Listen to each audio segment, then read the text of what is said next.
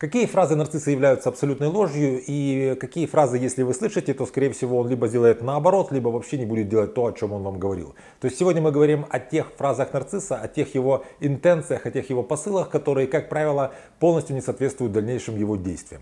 Меня зовут Евгений Масеев, я психиатр и психотерапевт, и сегодня мы разбираемся с таким важным вопросом, какие фразы нарцисса, как правило, не подтверждаются его действиями. Для чего вам это нужно знать? Потому что это стандартные фразы. Если вы сможете их узнавать, вы сразу будете понимать, к чему вам готовиться.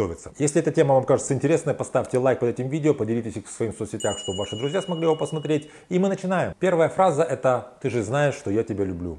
Нарциссы часто так говорят, и если вот вы находитесь с ним в близких отношениях, когда вы слышите такую фразу, естественно, что эта фраза, она такая вот важная, значимая, потому что, в принципе, мы к любви относимся, к признанию в любви, как к чему-то такому значимому.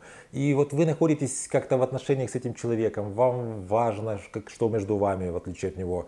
Вы думаете, что было бы хорошо, если бы он вас любил, вы этого ждете, и вот он вам говорит то, что вы ожидаете от него услышать, и вы в это верите, вы сами себя обманываете. При этом он говорит вам, что ты же знаешь, что меня люблю, но его действия говорят об обратном, потому что когда человек любит другого человека, он его не обесценивает, он его не унижает, он его не пугает каким-то своим поведением, он его не подкалывает каким-то сарказмом постоянно. Когда один человек любит другого человека, он делает все для того, чтобы доверие увеличивалось, количество доверия между ними, а не возникало какой-то вот кризис недоверия и были какие-то постоянные подозрения. То есть он вам говорит, что ты же знаешь, что я тебя люблю, вы вроде бы это слышите, вы как бы хотели бы этому верить, но его действия и реальность говорят об обратном. Я не собираюсь с тобой спорить.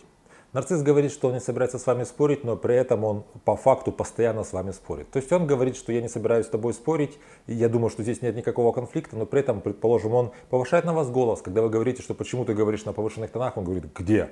Кто кричит? Я не кричу, я так разговариваю. Или, предположим, вы задаете ему какой-то вопрос несколько раз, вам важно узнать какую-то информацию. Он делает вид, что не понимает или не слышит вас, он игнорирует. Или, предположим, вы договариваетесь где-то встретиться, а он так как-то нехотя говорит, что да, хорошо, и вы там не встречаетесь, потому что он туда не пришел, но он не хочет спорить. Он не хочет с вами спорить, вроде бы как у вас нет проблем. Между вами нет никаких конфликтов, которые он постоянно провоцирует. Он злой, он, скажем, какой-то вот надулся, не разговаривает с вами.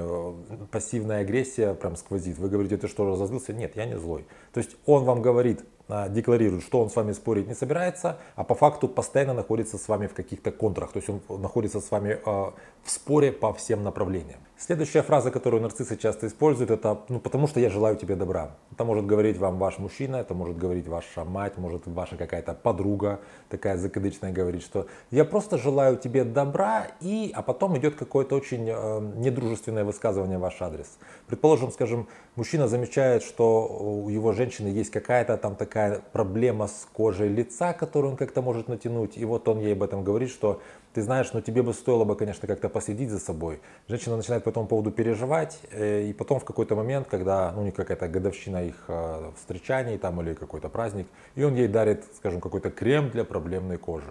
И говорит, что на самом деле я считаю, что это очень важный подарок, потому что я тебе дарю не какие-то глупости, а что-то очень важное, потому что посмотри, как я о тебе забочусь. А по факту он просто подчеркнул ее какой-то недостаток, возможно, даже такой высосанный из пальца. Послушай, я ведь на твоей стороне, мы с тобой команда. Нарцисс так говорит, но при этом по факту вы видите, что когда у вас возникают какие-то интересы, вы вот заинтересовались какими-то, не знаю, танцами, пение, лепка, что-то вот, чем-то вы заинтересовались, он начинает по этому поводу обесценивающе как-то высказываться. Типа это глупости, бессмысленно, трата денег, трата времени тебе, ты там слишком стара для этого, слишком высока, слишком, что угодно, то есть тебе это не подойдет. Либо у вас возникают какие-то планы по поводу своей карьеры, работы, он тоже говорит, куда ты будешь идти на собеседование, ты его не пройдешь.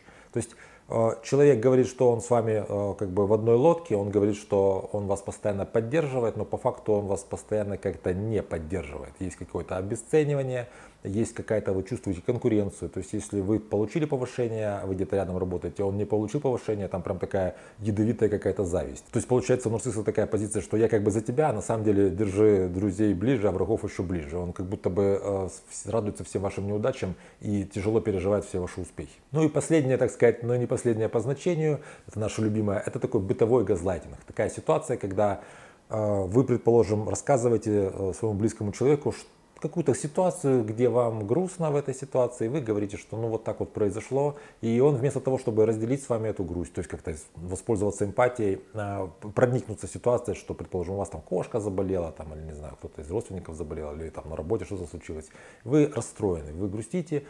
Человек может со здоровой какой-то взрослой личностью как? Ну, послушать это, представить себя в такой ситуации, почувствовать подобные эмоции и разделить их с собеседником. Либо, ну, бывает так еще, что мужчины, когда мужчинам сложно испытывать какие-то эмоции, мужчины переключаются в такое решение проблем. То есть, если ты грустишь по какому-то поводу и что я могу по этому поводу сделать, то я могу тебе предложить решение проблемы там, или как-то помочь. Но нет, нарцисс в такой ситуации не будет идти ни в эмпатию, ни в проблему разрешения какой-то, он будет идти в обесценивание и газлайтинг, что ой, ты такая, я смотрю, грустно, у тебя нервишки вообще ни к черту, тебе надо куда-то в санаторий там, или в больничку прилечь, с тобой что-то не так. Твои эмоции, которые у тебя возникли, они неуместны, они ненормальные, они как будто бы на болезненной какой-то основе возникли, это же очевидно мне. Соответственно, тебе надо что-то делать с собой, а я как такой заботящийся, я тебя, ну, скажем, сопровожу тебя, грубо говоря, там, в отделение психбольницы. Каждый раз, когда вы слышите любую из этих фраз, вам нужно понимать, что в конце концов эта фраза означает обратное от того, ну, что вы ожидаете. То есть, если человек вам говорит, что вам нужна помощь, то вы от него помощи не получите. Если вам человек говорит, что он там за вас радуется, вас поддерживает, то вы получите от него только зависть, какую-то ревность, я не знаю, непонятные обиды и так далее. Поэтому очень важно вам понимать, что если вы находитесь, так уж получилось, в отношениях с нарциссом, предположим, это человек, с которым вы находились в отношениях, у вас осталось много незавершенных дел, вам нужно продолжать общаться. У вас там, скажем, общие дети, у вас, не знаю, общая какая-то работа, общие знакомые.